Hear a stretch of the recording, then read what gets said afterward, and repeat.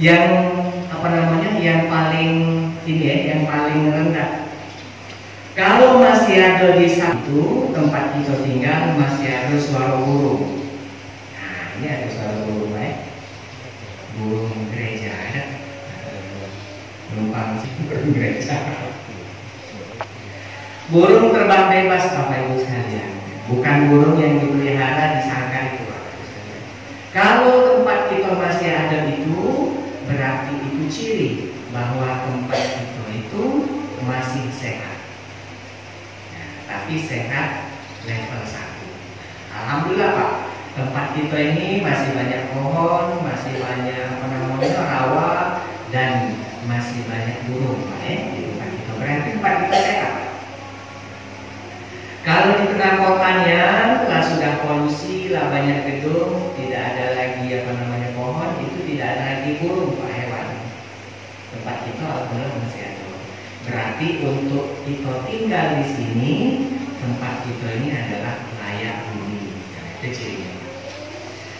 Yang kedua Bapak Ibu sekalian, lebih bagus lagi itu kalau ada jangkrik. Nah, Bapak yang sering mencari umpan pancing ya, masih dapat jangkrik Pak. Masih ada jadi jangkrik ya.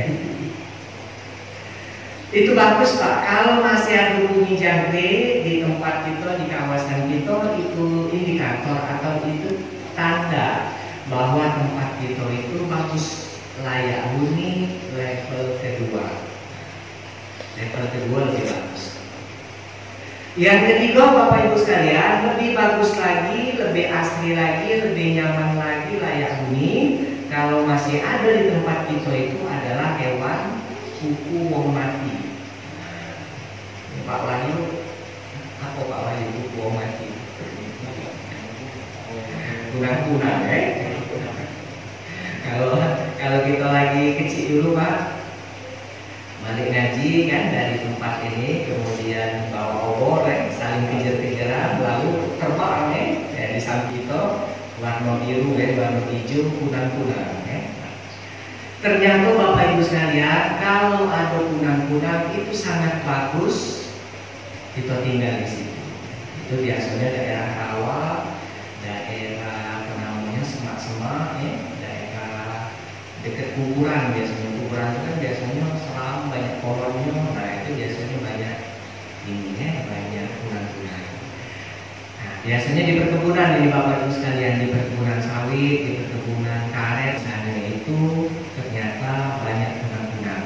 Dan secara ilmu kesehatan, ilmu kehutanan, itu ternyata tempat itu sangat bagus untuk dihuni.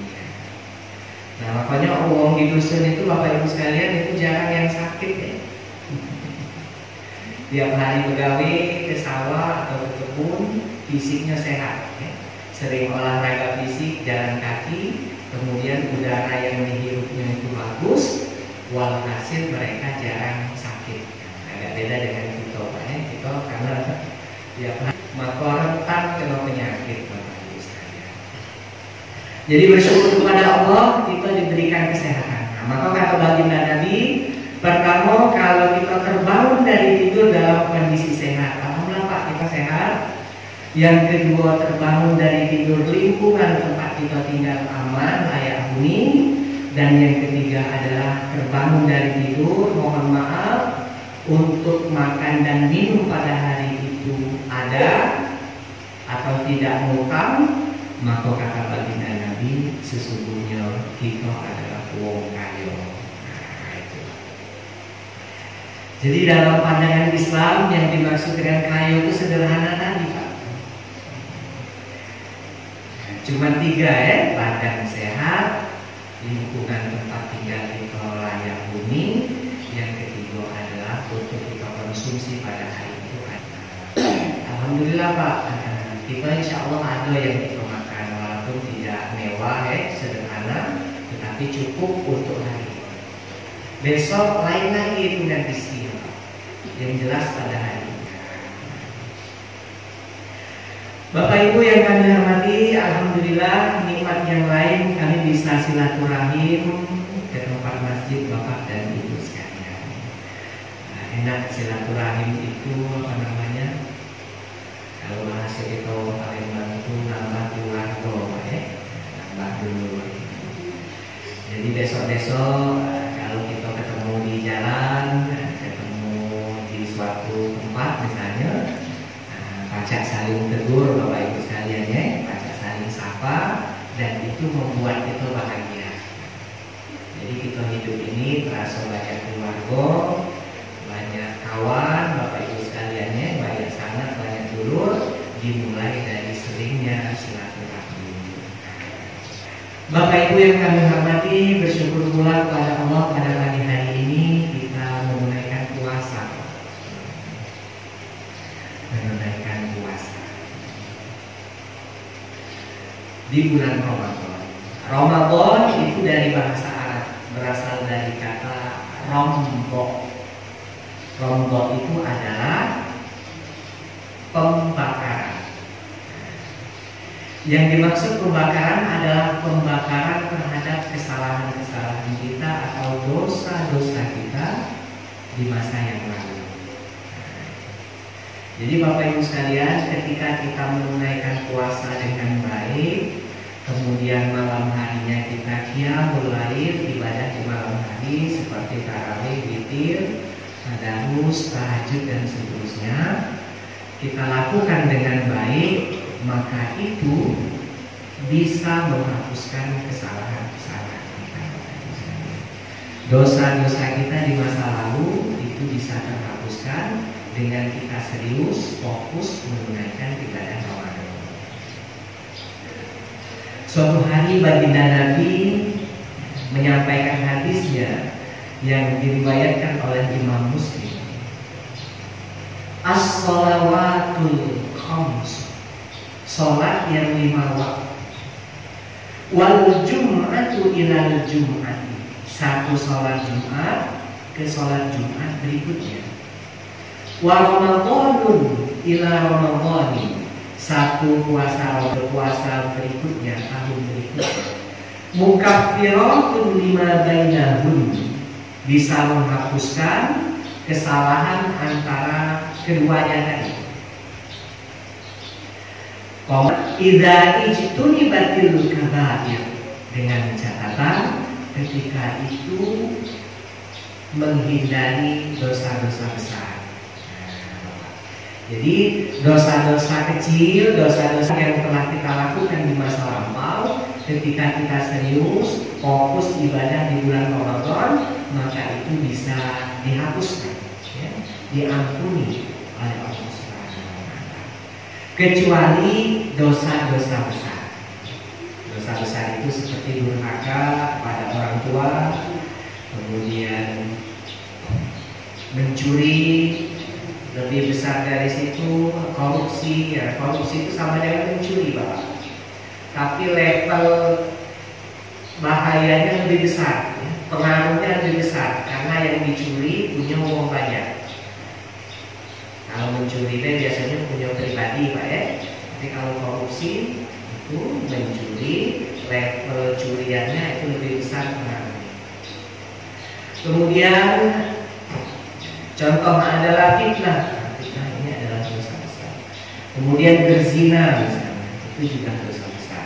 Dosa-dosa besar seperti ini itu dibutuhkan taubat khusus, ya. Taubat serius yang kemudian kita kenal bersama dengan istilah taubatan nasuha. Bapak Ibu yang kami hormati, alhamdulillah ketika kita berpuasa maka mendapat satu slot, satu peluang, satu tempat nanti dijamin surga oleh Allah Subhanahu wa Ta'ala. Kita beribadah itu Bapak Ibu sekalian ada 3 tujuan Pak ya. Ada 3 motivasi maksud kami. Pertama adalah al-khauf, takut. Jadi kita beribadah itu ada sebenarnya, takut nanti wafat atau meninggal belum banyak beribadah. Takut nanti di alam kubur, alam pengadilan misalnya tindakan kita ringan, takut kemudian nanti kita masuk neraka. Nah, itu baik.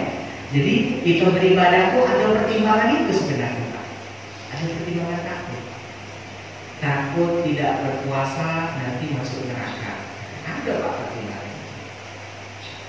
Dan memang dalam satu hadis disebutkan bahwa gambaran siksa neraka yang paling ringan. Inna ahwana ahlan nari adzaban yaumal qiyamah. Sesungguhnya siksa neraka yang paling ringan di hari kiamat itu. Contohnya, seseorang tuwong fi akhmas qadamaihi, diletakkan di telapak kakinya satu bara dari api neraka. Yurla minha dimahu, maka secara spontan ubun-ubunnya atau otaknya itu mendidih, menggolak. Nah itu, Pak, saking dahsyat. Kalau kita di dunia ini, Pak, misalnya kepijak puntung, itu boleh bantu, Pak, ya. Kepijak puntung atau kepijak bara api, ya, tanpa alas, maka kaki kita merah, luka, Pak, ya. Lalu kemudian mungkin tokak, Pak, ya. Tapi tidak sampai ke kepala, Pak. Paling merah masuk rumah sakit, kan. Yang sakit itu sebenarnya pada bagian kaki, kan. Nah, bagian atasnya tidak. Nah, tapi ketika azab di hari kiamat nanti yang paling ringan, ahwana ahlan nari adzaban yaumal kiamat tadi, seseorang diletakkan satu bara api di situ, maka secara spontanitas otaknya itu mendidih, saking dahsyatnya, saking parahnya neraka. Nah, karena maka Bapak Ibu sekalian, ya sebenarnya jangan sekali-sekali kita menantang, menantang api neraka itu. Kaget diaminkan malaikatnya, ya. Fa'innal malaikata tu'minu ma taqulun. Jadi baik-baiklah dalam ngomong. Itu suka mengaminkan, meng-ACC, ya, menyetujui apa yang kita sampaikan. Nah, itu Bapak Ibu sekalian. Yang pertama, motivasi karena takut.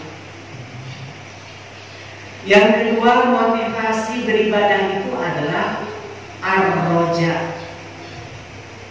Roja itu bukan rujak, Pak, ya.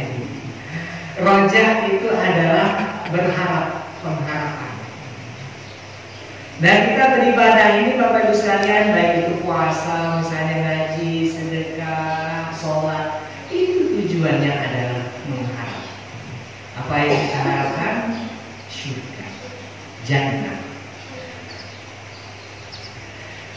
Surga itu secara umum didefinisikan oleh para ulama adalah mala ainun ra'at, tidak pernah terlihat oleh mata,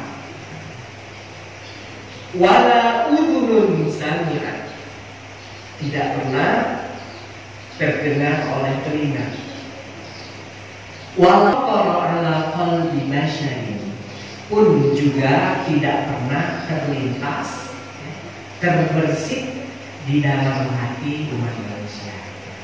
Saking agungnya, saking enaknya, Pak, ya, saking bahagianya orang yang masuk surga itu. Tidak pernah terdengar ceritanya itu oleh telinga kita, tidak pernah terbayang oleh otak dan hati kita, tidak pernah terlihat oleh mata kita.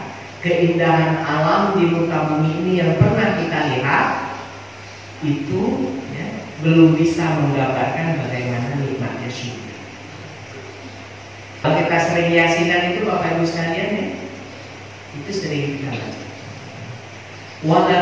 Walakum fiha ma tad'un, di dalamnya itu akan mendapatkan apa yang diminta. Jadi minta makanan akan segera hadir, ya. Minta pasangan hidup akan segera hadir, minta akan segera hadir, ya semuanya. Maka itu yang disebut dengan surga. Kemudian ayat yang kita baca ketika sholat tadi Bapak Ibu sekalian, la yasma'una fiha lagwa wala dzaba. Di dalamnya itu tidak pernah terdengar ucapan-ucapan yang rendah dan ucapan-ucapan yang bohong. Jadi saking damainya, saking bahagianya, saking tenangnya kehidupan di surga nanti. Nah Bapak Ibu sekalian, salah satu motivasi orang beribadah adalah itu, untuk menggapai surga. Itu yang kedua Pak ya. Yang ketiga adalah motivasi orang beribadah adalah karena al-hubbu, cinta, senang.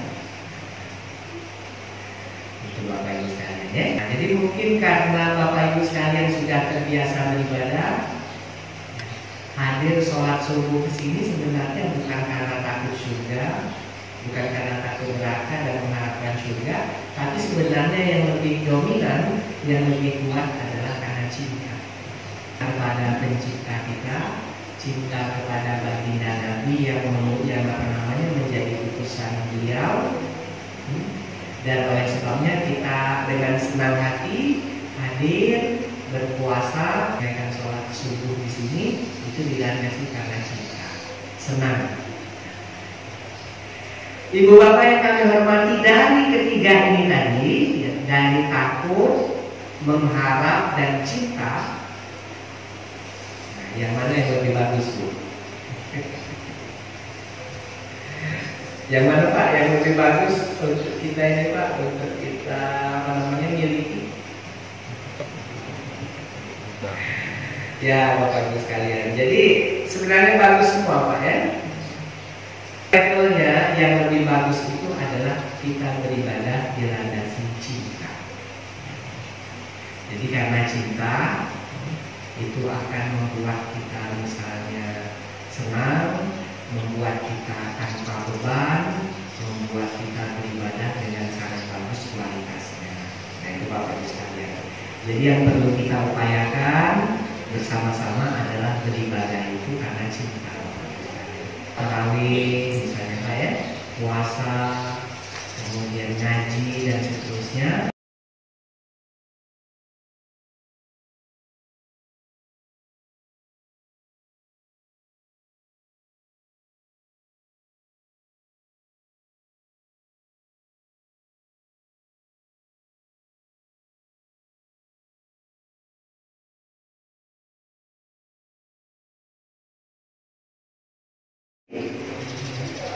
Oleh karenanya pada kesempatan kali ini kita menyampaikan ada 4 golongan manusia yang dirindukan surga oleh Allah Subhanahu. Nah ini menarik Bapak Ibu sekalian pembahasannya. Kalau selama ini kita yang mengharapkan surga, ya kita yang benar-benar menantikan, bercita-cita ingin ya menggapai surganya Allah Subhanahu wa taala tersebut. Nah, dalam hadis ini disebutkan ada 4 kelompok manusia yang itu dirindukan surga. Jadi bukan kelompok ini yang sangat mengharapkan, sebaliknya surganya yang rindu mencari mana orang 4 ini. Lanjut Bu ya. Lanjut, kalau tidak lanjut sambung minggu depan. Al-jannatu, surga, mushtaqah, 4 kelompok. Surga itu kepada 4 kelompok manusia. Pertama, talil Quran, orang yang gemar membaca Al-Quran. Jadi kalau kita suka, dalam hadis lain disebutkan bahwa pahala membaca Al-Quran itu sangat besar Bapak Ibu sekalian. Ada satu ayat misalnya Alif Lam Mim, itu dihitung 3 huruf ya. Alifnya 1, lam 1, mim 1, 3 kali. Satu kebaikan, satu huruf dikali 10 sama dengan 30 kebaikan. Baru ngaji satu alif lam mim, kebaikannya, ganjaran pahalanya itu mendapatkan 30 Bapak Ibu sekalian. Apalagi ayat yang kita baca itu banyak berlembar-lembar. Apalagi di bulan Ramadan, maka itu dilipat gandakan. Nah, oleh sebabnya Bapak Ibu sekalian, kesempatan bersama sangat bagus Pak. Kita rajin-rajin membaca Al-Quran, terutama di bulan Ramadan. Sempat-sempat waktu ya kita sempatkan. Sambil nunggu berbuka puasa misalnya Pak ya, setelah sholat barang berapa menit ya kita baca Al-Quran, itu masuk nanti golongan yang surga itu kepadanya. Itu ya. Yang kedua adalah wahafidil lisan, orang yang pandai menjaga lisan. Jadi orang yang lisannya itu ya, berkata yang baik, atau kalau tidak dia diam. Falyaqul khairan aw yasmut dalam hadis tadi. Maka hendaknya lisannya itu digunakan berucap dengan ucapan yang baik, atau kalau tidak dia diam. Jaga lisan baik. Nah, maka penting Pak kita jaga lisan kita ini, jangan sampai misalnya gara-gara lisan kita ini seolah-olah omongan kita itu merendahkan orang lain. Tidak boleh. Agama mengajarkan jangan menghina orang lain, jangan merendahkan orang lain. Likulli syai'in maziyah. Setiap orang itu punya kelebihan masing-masing. Setiap orang itu ada kekurangan, ada kelebihan. Jadi kita tidak boleh Bapak Ibu sekalian dalam hati ataupun lisan kita itu seolah-olah merendahkan orang lain. Karena orang lebih dalam sesuatu, mungkin dia lebih kaya, lebih dia punya jabatan, dia terhormat, tapi di sisi yang lain dia punya kelemahan. Pun demikian orang lain bisa saja tidak terpandang, bisa saja hidupnya biasa saja, tapi kemudian dia punya kelebihan lain, potensi lain. Oleh sebab itu kita tidak boleh merendahkan, menghina orang lain. Itu Bapak Ibu sekalian ya. Menjaga lisannya, kita jangan misalnya memanas-manasi orang Pak ya, sehingga antara satu kelompok dengan kelompok lain tidak akur ya, terpancing emosi gara-gara lisan kita. Itu hafizul lisan, orang yang menjaga lisan. Yang ketiga, wa muqimil ji'an, orang yang baik, dia memberi makan wong yang lapar. Nah, ini bagus juga Pak. Ketika Ramadan ini orang berpuasa kan lapar. Bagus juga kalau kita dalam kondisi memungkinkan ya kita niatkan untuk berbagi ya, bukaan puasa itu kepada orang yang berpuasa. Nah, ini Bapak Ibu sekalian. Atau juga tidak mesti di bulan puasa Bapak Ibu. Ya hari-hari biasa, kiri kanan kita, keluarga kita yang mohon maaf kurang mampu, ya diperkirakan mereka lapar, maka sebaiknya kita berikan semampu kita, ya. Kita berikan makanan, kita berikan perhatian dan seterusnya, agar mereka juga senang, mereka juga kenyang dan seterusnya. Ya. Berarti agama kita itu toleransi, Pak ya, toleransi terhadap orang lain, ya, yaitu memberikan makan orang yang apalagi momen-momen Ramadan Ibu ya. Nah Ibu kalau masak makanan di sore hari Ibu bagi-bagi Ibu ya, ikhlas. Agar ikhlas bagi makanan itu nasinya pakai kantong kan, tidak usah pakai wadah ya. Kalau pakai wadah kayak ngaruh dibalikan oleh tante sebelah ya. Apalah kayaknya di si tante sebelah itu jadi beban Bu ya, jadi beban. Jadi beban. Sebab pajak baik Bu, tetangga sebelah kiri kanan kita tuh nak balikan itu beban. Aku udah rumah ya, balikan piring kosong, mangkok kosong. Nah isinya belum ada ya. Ujung-ujungnya kaget mangkok itu tidak dibalikin. Lama-lama nak nanya ke rumah sudah hilang Bu. Nah, makanya sebagusnya kita saya kasih pakai plastik baik ya. Nah, jadi tidak boleh nanti balik ke plastik Bu ya. Ikhlas Bu ya, bagus. Makanya agama kita mengajarkan kalau masak fa'aktir manokohu, maka perbanyaklah kuahnya, bagikan dengan aku. Jadi Bu ya, Bu Ana kalau masak kolak misalnya banyakin kuahnya, bagi Bu kiri kanan. Tapi jangan kuahnya baik Bu ya. Kuahnya itu ibaratnya kiasannya baik ya. Kuahnya baik lagi boleh dianjurkan, apalagi daging masak pindang, masak ini ya. Itu kan mengganggu, apalagi kita di perumahan Bu ya. Itu mengganggu menyiksa kiri kanan kita. Maka agar tidak tersiksa kita bagi apa yang kita masak. Tidak mesti banyak Bu, yang penting cinta kasihnya kita ada makanan berbagi. Yang keempat, yang terakhir Bapak Ibu sekalian, wasaimin fi syahri Ramadan. Yang nanti dirindukan surga itu adalah orang berpuasa di bulan Ramadan. Ini Bapak Ibu sekalian. Ternyata ketika kita berpuasa dengan bagus, dengan serius pada bulan Ramadan, itu dirindukan nanti surga oleh Allah Subhanahu wa Ta'ala. Kalau kita pikir empat-empatnya ada di bulan Ramadan Pak. Talil Quran, orang yang gemar membaca Quran. Nah, kita gemar membaca Al-Quran biasanya di bulan Ramadan lebih banyak. Yang kedua adalah hafidhil lisan, menjaga lisan. Yang ketiga mu'timil ji'an, ya, memberi makan orang yang lapar. Nah, tapi kalau bulan puasa jangan pas lapar itu hidup ya. Ketika waktunya sudah masuk ya.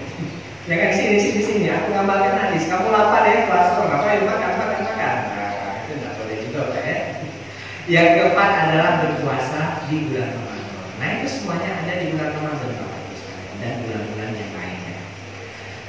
Kiranya itu Bapak Ibu sekalian silaturahim yang pajak kita sampaikan pada kesempatan pagi hari ini. Tentu Bapak Ibu sekalian, alhamdulillah kita sudah memasuki hari ke-8 Bapak Ibu sekalian ya, menunaikan ibadah puasa.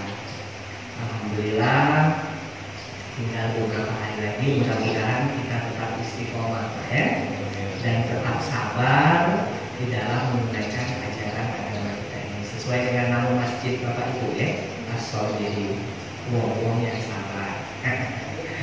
Kiranya itu Bapak Ibu sekalian yang bisa kita sampaikan. Terakhir kita akhiri dengan doa bersama. Mudah-mudahan acara kita insya Allah diberkahi. Kemudian ke depannya kita bisa sama-sama mengamalkan apa yang kita sampaikan tadi, dan kita sukses puasa di bulan Ramadan kali ini. A'udzubillahi minasyaitonir rajim. Bismillahirrahmanirrahim. Alhamdulillahirabbil alamin wassalatu wassalamu ala asyrafil anbiya'i wal mursalin. Birahmatika ya arhamar rahimin. Allahumma inna nas'aluka al-huda wat-tuqa wal-'afafa wal-ghina. Allahumma inna nas'aluka salamatan fid din wa 'afiyatan fil jasad wa ziyadatan fil 'ilmi wa barakatan fil rizqi wa tawbatan qabla al-maut wa rahmatan 'inda al-maut wa maghfiratan ba'da al-maut. Allahumma hawwin 'alaina fi sakaratil maut wa najata minan nar wal 'afwa 'inda al-hisab. Rabbana taqabbal minna innaka antas samiul 'alim wa tub 'alaina ya maulana innaka antat tawwabur rahim. Rabbana atina fid dunya hasanah wa fil akhirati hasanah wa qina adzabannar. Walhamdulillahi rabbil alamin. Terima kasih. Wassalamualaikum warahmatullahi wabarakatuh.